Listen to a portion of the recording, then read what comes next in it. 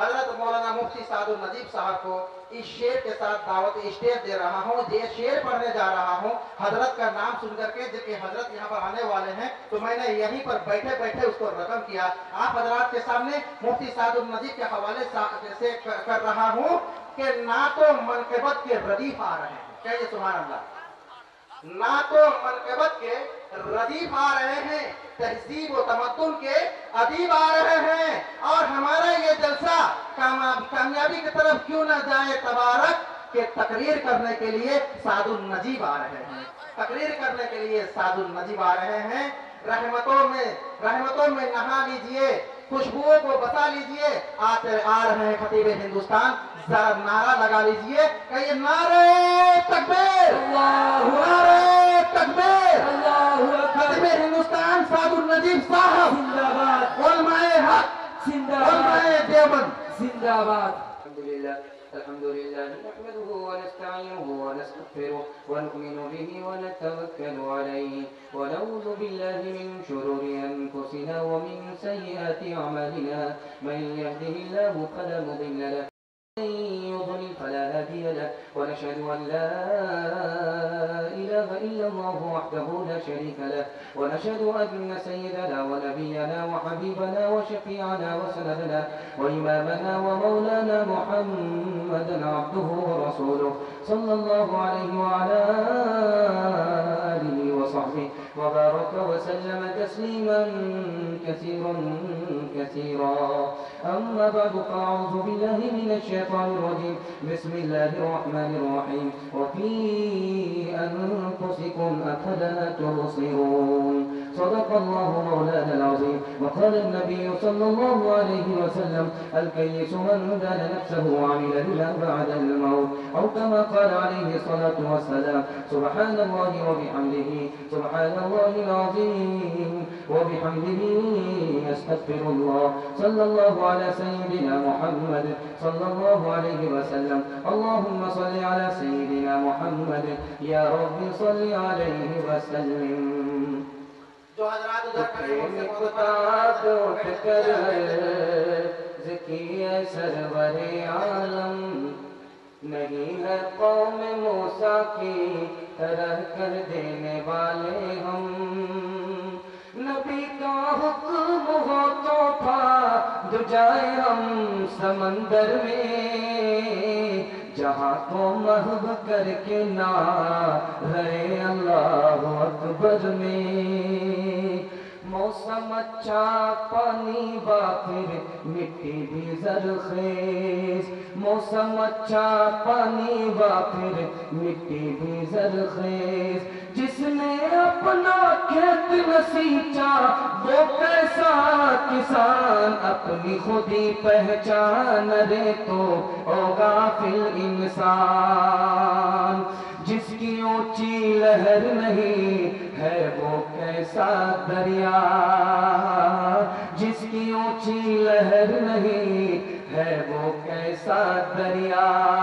जिसकी ऊंची लहर नहीं है वो कैसा दरिया।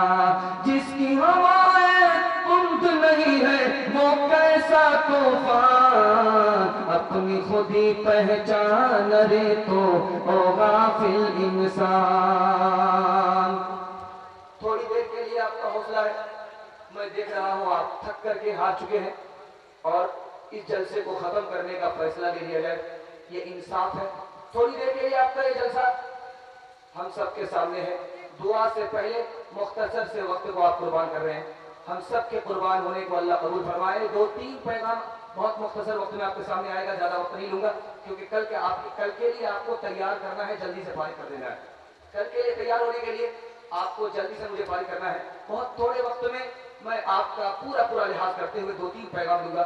मेरा एक पैगाम सिर्फ 5 मिनट का होगा, इससे ज्यादा नहीं होगा, इससे आप अंदाजा कर लीजिए मैं कितनी थोड़ी देर के लिए आपके सामने बैठा हूँ। मेरा अगर साथ देंगे तो यहाँ से लेकर के वहां तक हाथ उठा दीजिए इंशाल्लाह पूरा साथ देना है। मैं भाइयों के हवाले से पैगाम शुरू करने से पहले सवालों से आपका जायजा लेना चाहता हूँ कि आप लोग कितने मूड के साथ हैं और कितने ध्यान के साथ हमारे पैगाम की आप हिफाजत करेंगे। देखिए कबूलियत की घड़ी है, अल्लाह आसमान पर आ चुका है। हमारा जलसा अगर कबूल हो गया इस जलसे को अल्लाह ताला हमारे तमाम गुनाहों का कफारा बना देगा। आमीन बोलिए। बहुत कम वक्त के लिए आप हमारे सामने जायजा लेते हुए मैं सवालों से अपने जलसे का अपने पैगाम को शुरू करने के लिए जा रहा हूँ। सबसे अफजल अमल कौन सा है? अल्लाह के अजाब से नजात कैसे होगी? इंसान को खूबसूरत बनाने वाली कौन सी चीज है? ये बहुत मुख्तसर सवाल थे, तारीखी सवाल थे। अब मैं कुछ सवाल आपसे करने के लिए जा रहा हूँ जिसका जवाब सिर्फ दिमाग में है, किताब में नहीं है। इंसान के लिए सबसे ज्यादा सच्चाई क्या है? इंसान का सबसे बड़ा धोखा क्या है? इंसान की सबसे बड़ी कमजोरी क्या है? आपको सोचने समझने का टाइम नहीं दे सकते, हमारे पास भी टाइम नहीं है। जल्दी से सवाल के जवाब को मुकम्मल करके मैं डायरेक्ट पैगाम तक पहुंच रहा हूं। मेरा पहला सवाल था कि बताइए इंसान की सबसे बड़ी सच्चाई क्या है? इंसान की सबसे बड़ी सच्चाई मौत है। इंसान का सबसे बड़ा धोखा क्या है? लालच है। जो इंसान जरूरत से ज्यादा लालच करेगा वो मुसीबत में पड़ेगा, कौवे से ज्यादा उसे बदतर होना पड़ेगा। तीसरी चीज मैंने बताया कि इंसान का सबसे बड़ा धोखा क्या है? ये इंसान की जिंदगी है, बहुत थोड़ी है लेकिन आदमी इसे बहुत बड़ी समझ रहा है। ये इंसान का सबसे बड़ा धोखा है। दो तीन सवाल मैंने आपसे तारीखी किया था कि अफसल अमल कौन सा है? अल्लाह के अजाब से निजात की सूरत क्या है? इंसान को खूबसूरत बनाने वाली कौन सी चीज है? उस जमाने को याद कीजिए कि जिसमें भीख मांगने वाले को इतना इल्म होता था जो आज के दौर के हम जैसे आलिमों के पास इल्म नहीं। मिसाल को बहुत ध्यान से रखिए, आखिर वक्त में बड़े संजीदा माहौल में आप सुन रहे हैं। इतना संजीदा माहौल 12 बज जाने के बाद हो जाए, ये आपके जलसे की करामत है और उलमा की बरकत है। अल्लाह आपके जलसे को कबूल फरमाए। हजरत हुसैन के पास एक साइल आया है सवाल करने के लिए पैसे का। उसने कहा कि मैं 4 वजह से आपके पास आया हूँ। आप अरब के रहने वाले हैं और सखावत आपकी आदत है। कुरान आपके दरमियान नाजिल हुआ है, बहुत खूबसूरत आदमी है। आपके नाना ने कहा कि 4 आदमी से सवाल करोगे तो मिलेगा, 5वें आदमी से सवाल करोगे तो नहीं मिलेगा, इसलिए मैं आपके पास आया हूँ। हजरत हुसैन ने फरमाया ये साइल ही नहीं है, बड़ा होशियार है, ये तो टोपी पहना करके ही चला जाएगा। हजरत हुसैन ने कहा कि देखो तुम बहुत होशियार मालूम होते हो, पढ़े लिखे मालूम होते हो, मेरे नाना ने फरमाया है जिसको ज्यादा इल्म हो, जिसको खुदा की ज्यादा पहचान हो उसे ज्यादा देना, अगर कम हो तो कम देना, ज्यादा हो तो ज्यादा देना। मैं 3 सवाल करूंगा, तीनों सवाल का जवाब दे दोगे पूरी थैली दे दूंगा। अगर 1 सवाल का जवाब दोगे 1 हिस्सा मिलेगा, 2 सवाल का जवाब दोगे 2 हिस्से मिलेंगे, पूरी थैली नहीं मिलेगी। अब मैं सवाल करता हूं, तुम जवाब दो। सबसे अफजल अमल कौन सा है? सवाल इधर खत्म होता है उधर जवाब तैयार हो जाता है। अल्लाह पर ईमान लाना सबसे अफजल अमल है, इससे बढ़कर के कोई अफजल अमल नहीं हो सकता। दूसरा सवाल उसने किया अल्लाह के अजाब से नजात की क्या सूरत होगी? तो जवाब दिया कि अल्लाह पर भरोसा कर लो, बेड़ा पार हो जाएगा। तीसरा सवाल था इंसान को खूबसूरत बनाने वाली कौन सी चीज है? तो कहा इल्म है। अगर इल्म नहीं तो कहा माल है, अगर माल नहीं तो कहा भाड़ में जाए, देर हो रही है, थैली दीजिए। तीनों सवाल का जवाब मुकम्मल हो गया। जो जवाबे की मैत पे न रोया बाहों से, जो दहकती आग के शोलों पे सोया बाहों से, जिसने अपने खून से आलम को धोया बाहों से, जिसने सब कुछ खो के भी कुछ न खोया बाहों से। सुभान अल्लाह बोल करके मेरे बिस्मिल्लाह के पैगाम को शुरू सुनने के लिए आप लोग हाथ उठा दीजिए। इंशाअल्लाह मैं आपसे शुरू करने के लिए नहीं जा रहा हूँ, माँ बहनों के पास पहुँच रहा हूँ। माँ बहनों के हवाले से मेरा बहुत प्यारा बहुत छोटा नमूना आपके सामने आ रहा है, बहुत मुख्तसर वक्त में आ रहा है। आप लोग एक पैर पर खड़े होकर के सुन रहे हैं। अल्लाह आपके सुनने को कबूल फरमाए, हमारे सुनाने को कबूल फरमाए। बहुत बड़ा माहौल आपने बनाया है, बहुत मुख्तसर वक्त के लिए आपने बनाया है। माँ बहनों के हवाले से बहुत प्यारा नमूना आपके सामने आ रहा है, आप इसकी जरूर हिफाजत करेंगे। हमारी माँ कैसी हो? हजरत फातिमा रज़ी अल्लाह अन्हा जैसी। आमीन बोलिए। हमारी माँ कैसी हो? हजरत आयशा रज़ी अल्लाह अन्हा जैसी हो। आमीन बोलिए। हजरत फातिमा जैसी हमारी बेटी हो। नमूने को बहुत ध्यान से सुनिएगा, बहुत मुख्तसर वक्त में। हजरत अमीर मुआविया की मजलिस है। सवाल हुआ इस वक्त सबसे बड़ा आलिम कौन है?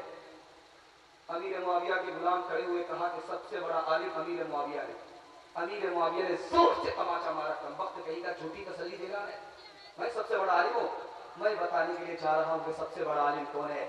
हजरत अमीर मुआविया रज़ी अल्लाह ने फरमाया इस वक्त रूए जमीन में सबसे बड़ा आलिम कोई मर्द नहीं है बल्कि औरत है, वो हजरत आयशा। हाँ, 10 हदीस को ज़बानी याद करके उम्मत को पहुंचाने वाली माँ का नाम क्या है? हजरत आयशा है। अल्लाह सबको ऐसी प्यारी माँ अता फरमाए। आमीन। हजरत आयशा नबी सल्लल्लाहु अलैहि वसल्लम की खिदमत में है। आपने एक सवाल हजरत आयशा से किया कि अच्छी औरत किसे कहते हैं, अच्छा मर्द किसे कहते हैं? कहा या रसूल अल्लाह, अच्छी औरत वो है जो सास ससुर की शिकायत ना करे। अच्छी औरत वो है जो शौहर की शिकायत ना करे। अच्छी औरत वो है जो सौतेले बच्चे की शिकायत ना करे, अच्छा सलूक करे। ये अच्छी औरत है, वो अच्छा मर्द है। अल्लाह के रसूल ने फरमाया, ए आयशा, तुम्हें कुछ मालूम है सबसे अच्छी औरत कौन है, सबसे अच्छा मर्द कौन है?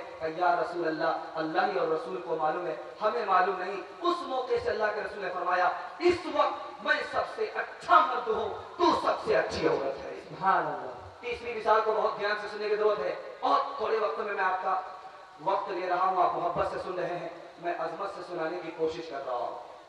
माँ की भी वही उम्र है, बेटी की भी वही उम्र है, दोनों जवान हैं। माँ भी जवान है, बेटी भी जवान है।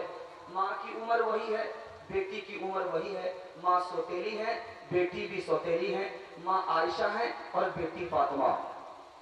लेकिन सौतेला सुलूक नहीं है, सहेली जैसा सुलूक है।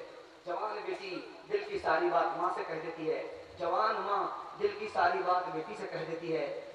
सहेली जैसा सुलूक है, मोहब्बत से जिंदगी कट रही है, मजे से वक्त गुजर रहा है।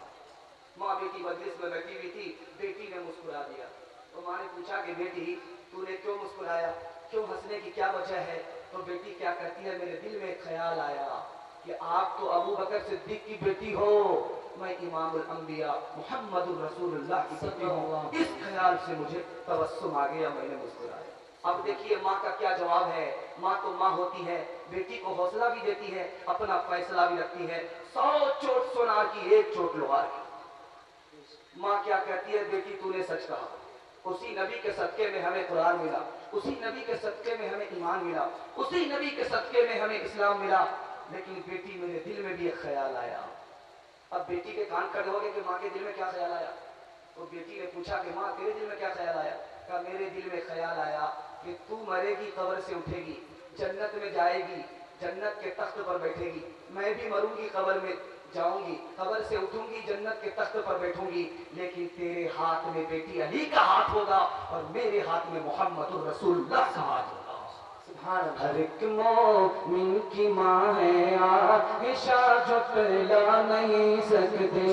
हर एक मोमिन की माँ है आयशा, जो टला नहीं सकते।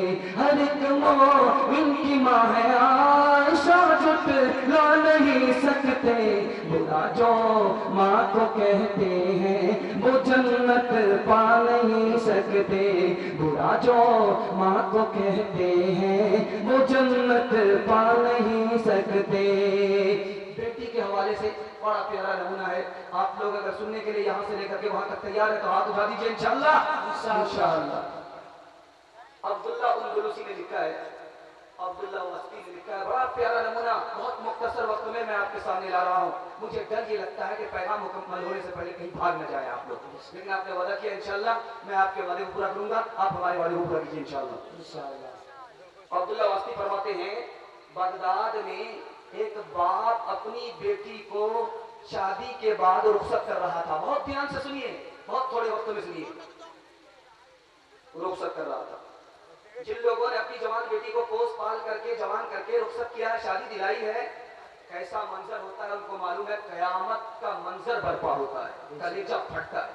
उधर बेटी घर से निकलती है, इधर कलेजा फटता है। उस मंजर को सामने रखिए। एक बाप क्या बेटी को नसीहत करता है वो आपके सामने आ रहा है।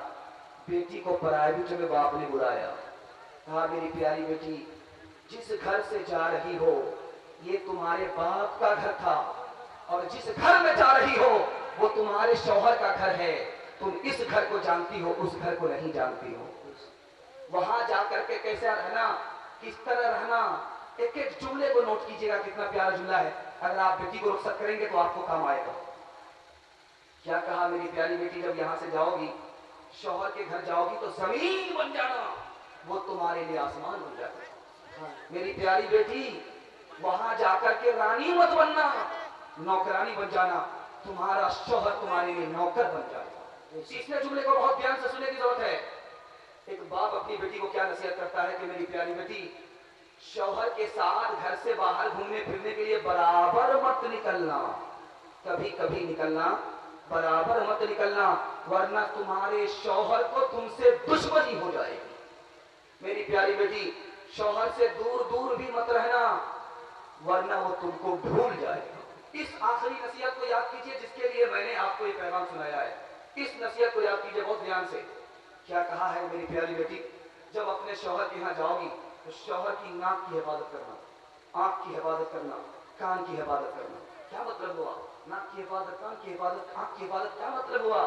अब्दुल्ला वस्ती फरमाते हैं नाक की हिफाजत का मतलब है तुम्हारे अमल की खुशबू तुम्हारे शौहर की नाक में पहुंचे, तुम्हारे गुनाह की बदबू तुम्हारे शौहर की नाक में न पहुंचे, नाक की हिफाजत है। कहा कि मेरी प्यारी बेटी, तुम्हारी अच्छी बात तुम्हारे शौहर के कान में पहुंचे, तुम्हारी गलत बात तुम्हारे शौहर के कान में न पहुंचे, ये कान की हिफाजत है।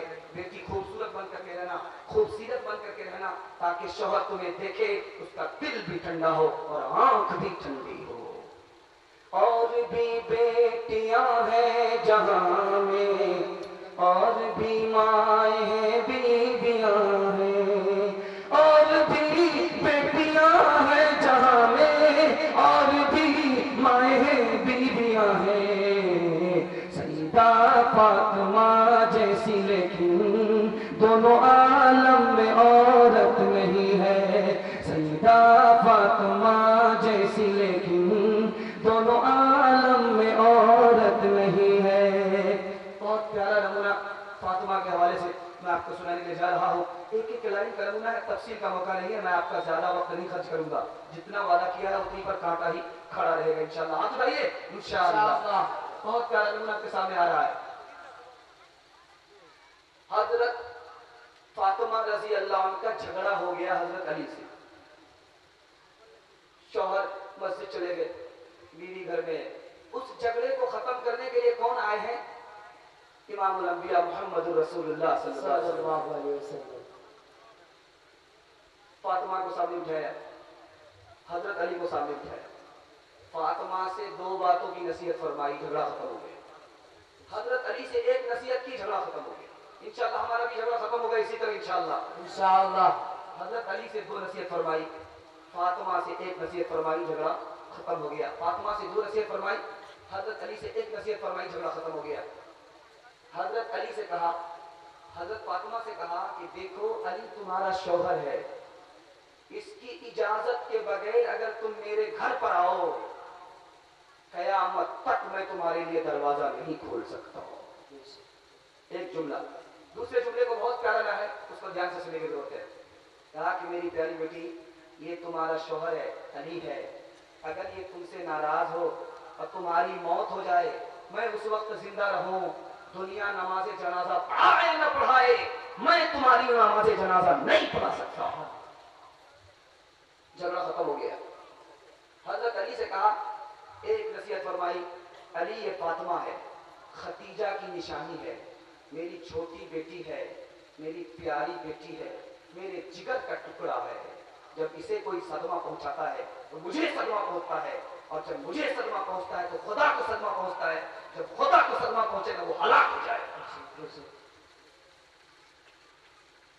होटल में बैठ बैठ के खाती है नाश्ता, खाती है नाश्ता, आंचल गिरा के सर से चलती है रास्ता, चलती है रास्ता। पर्दे की इनको कोई जरूरत नहीं रही, पर्दे की इनको कोई जरूरत नहीं रही। बीबी फातिमा से अब कोई औरत नहीं रही, औरत नहीं रही। औरतों के हवाले से मेरा पैगाम मुकम्मल हो चुका है। ज्यादा वक्त लगा है तो मैं आपसे माजरत चाहता हूँ। अब मैं जवान के ऊपर आ रहा हूँ। जवान लोग हाथ उठाइए मेरे पैगाम को कबूल करने के लिए। गलती से बूढ़े लोग हाथ मत उठाइए, आप लोग दोबारा जवान होने वाले हैं नहीं, जन्नती में जाकर के हम जवान होंगे। जवानों के हवाले से मेरा बहुत प्यारा पैगाम बहुत मुख्तसर वक्त में आ रहा है। मुझे उम्मीद है कि हमारा जवान कबूल करेगा।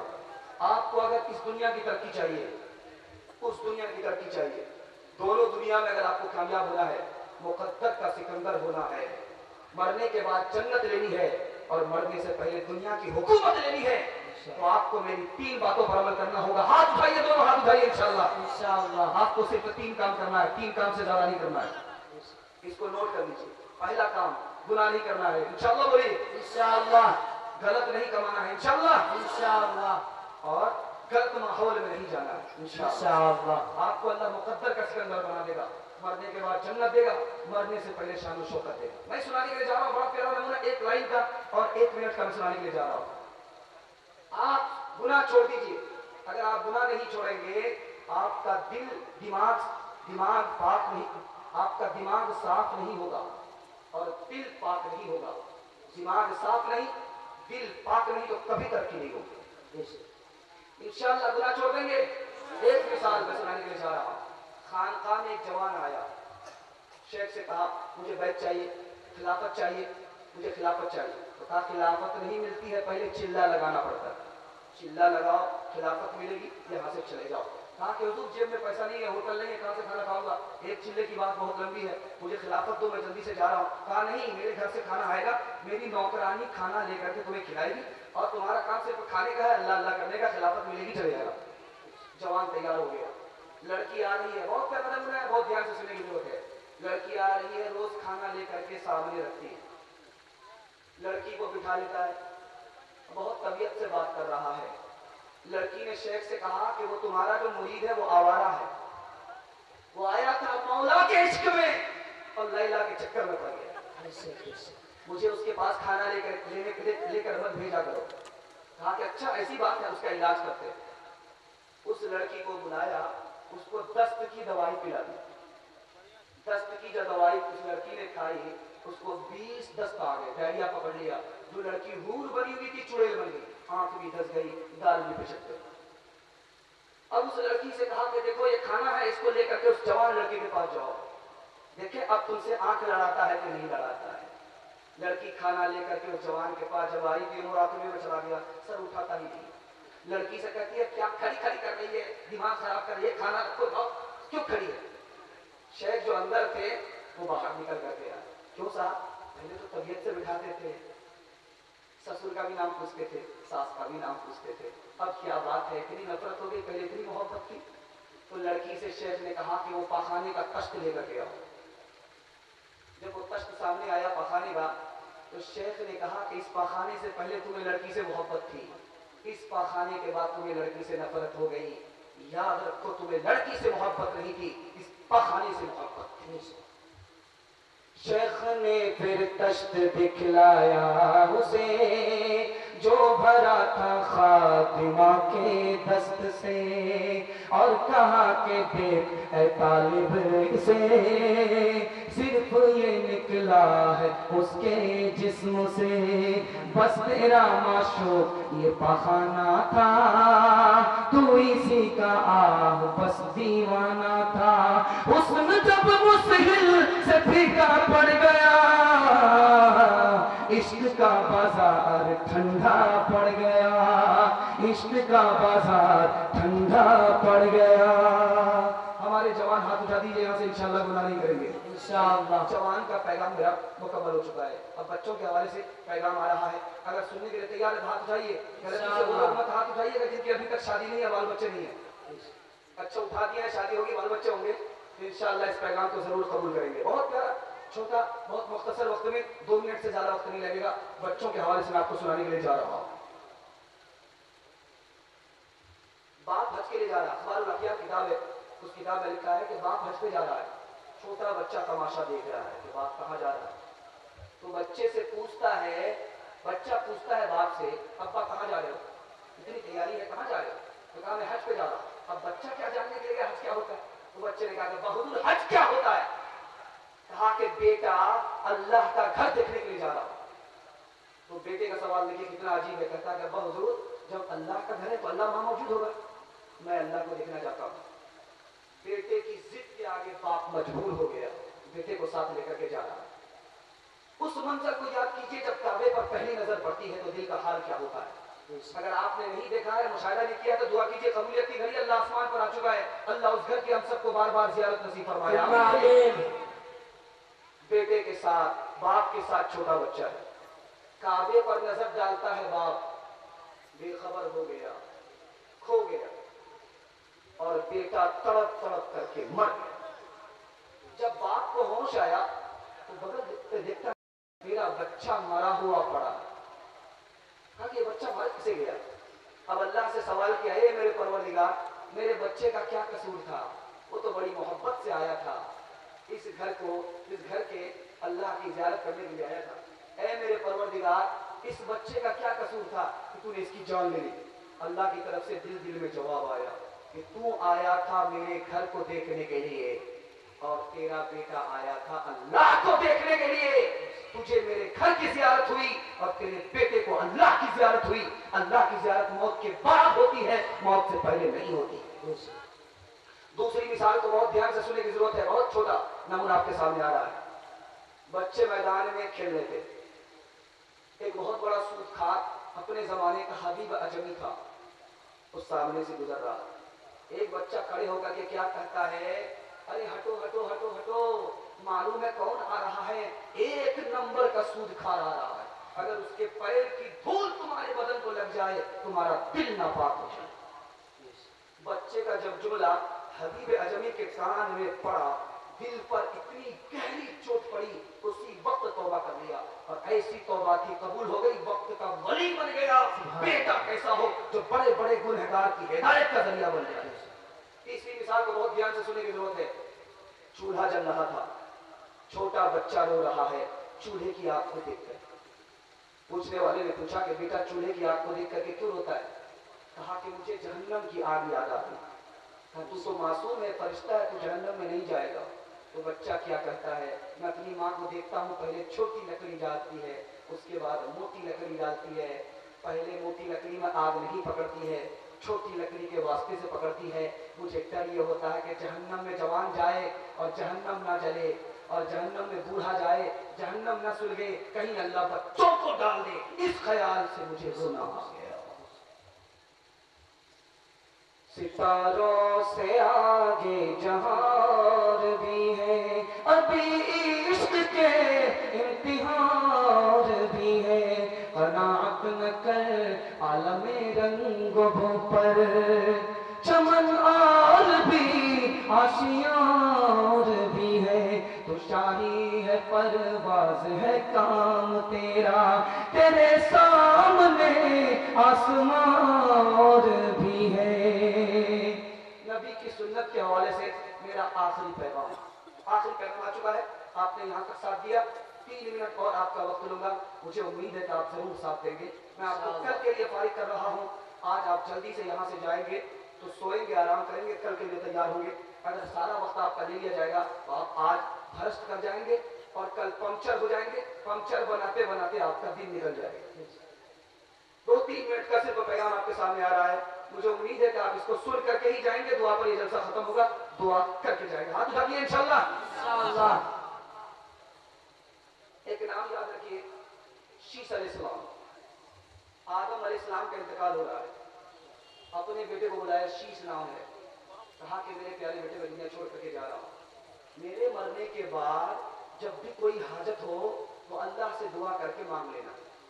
अगर दुआ कबूल ना हो तो क्या करोगे वो मैं बताने के लिए जा रहा हूँ। हजरत आदम कहते हैं मैंने तुम्हें इसलिए बुलाया है, अगर तुम्हारी दुआ कबूल ना हो तो दुआ कैसे कबूल होगी मैं ये बताने के लिए जा रहा हूँ। नबी सल्लल्लाहु अलैहि वसल्लम पर, मोहम्मद पर दरूद पढ़ना, तुम्हारी दुआ कबूल हो जाए इंशाअल्लाह। हजरत शीश अलैहिस्सलाम ने कहा मैं तो मोहम्मद को जानता नहीं, ये मोहम्मद कौन है? कहा बेटा तू नहीं जानता है, मैं जन्नत से आया हूँ, मैंने जन्नत के हर दरख्त के पत्ते पर मोहम्मद का नाम लिखा हुआ है। दूसरी मिसाल को बहुत ध्यान से सुनने की जरूरत है। शाह अब्दुल अजीज रहमतुल्लाह अलैह बहुत बड़े आलिम हैं, जिन्होंने जंग आज़ादी का सबसे पहला फतवा दिया था और टीपू सुल्तान ने उस पर अमल किया था। इतने बड़े आलिम हैं। ईसाई से मुनाजरा हो गया। ईसाई ने कहा कि तुम्हारे नबी नीचे हैं, हमारे नबी ऊपर हैं, तुम्हारे नबी सो रहे हैं, हमारे नबी जाग रहे हैं, जागने वाला रास्ता बताता है, हमारे नबी को फजीलत है, तुम्हारे नबी को फजीलत नहीं है। कुर्बान जाइए शाह अब्दुल अजीज रहमतुल्लाह अलैह पर, कितना शानदार जवाब दिया है। जब उनका नाम आ जाए तो आप दुआ कीजिए अल्लाह उनकी खबर को नूर से भर दे। आमीन। कहा तुमने कहा कि जो नीचे होता है उसका रुतबा कम होता है, जो ऊपर होता है उसका रुतबा बुलंद होता है। ईसा अलैहिस्सलाम आसमान में है, हमारे नबी जमीन में है, हमारे नबी का रुतबा कम हो गया। अरे गलतफहमी है, मोती नीचे होता है, झाग ऊपर होता है। कीमत मोती की होती है, झाग की नहीं होती है। दूसरी मिसाल को बहुत ध्यान से सुनने की जरूरत है। तुमने कहा जो सोता है उसको फजीलत नहीं, जो जागता है उसको फजीलत है। लेकिन याद रखो, तुम्हारे नबी जाग रहे हैं, हमारे नबी सो रहे हैं। तुम्हारे नबी को रास्ता मालूम नहीं है, हमारे नबी को रास्ता मालूम है। वो इंतजार कर रहे हैं कि सोने वाला जागे रास्ता बताए। ये मतलब है सोने वाले को फजीलत है, जागने वाले। दूसरी दो मिसाल को आप सामने रखिए। अभी आपने नारा सुना उलमाए देवबंद, उलमाए देवबंद, उलमाए देवबंद का आपने नारा सुना। उस देवबंद के बानी का नाम क्या था? हजरत मौलाना कासिम नानुद्दीन रहमतुल्लाह अलैह। दुआ कीजिए अल्लाह उनकी खबर को नूर से भर दे। आमीन। ईसाई ने कहा कि तुम्हारे नबी ने मुर्दे को जिंदा नहीं किया, और हमारे नबी ईसा ने मुर्दे को जिंदा किया। और तुम्हारे नबी की माँ आमना है, आमना का जिक्र कुरान में नहीं है। और हमारे नबी ईसा हैं, ईसा की माँ मरियम है, मरियम का जिक्र कुरान में मौजूद है। अब बताओ हमारे नबी को फजीलत है या तुम्हारे नबी को फजीलत है? कितना शानदार आलिमा ने जवाब दिया है। क्या फरमाया कि देखो हमारे नबी ने मुर्दा को जिंदा नहीं किया, तुम्हारे नबी ने मुर्दा को जिंदा किया। मुर्दा किसको कहते हैं? जिसके अंदर रूह निकल जाए। जिंदा किसको कहते हैं? जिसके अंदर रूह दाखिल हो जाए। रूह दाखिल हो जाए जिंदा, रूह निकल जाए मुर्दा। किसी को जिंदा मुर्दा कहते हैं। हमारे नबी ने कंकड़ी से कलमा पढ़वा लिया, रूह नहीं, रूह आ गई, जिस्म नहीं, जिस्म के बगैर रूह ने काम किया। ये कमाल की बात है, वो कमाल की बात है। दूसरी मिसाल को और ध्यान रखिए। कहा कि तुम्हारे नबी का नाम कुरान में, तुम्हारी नबी की माँ का नाम नहीं, हमारे नबी की माँ का नाम कुरान में है। तो कहा कि ईसा अलैहिस्सलाम की माँ पर उंगली उठी, इसलिए कुरान में जिक्र है।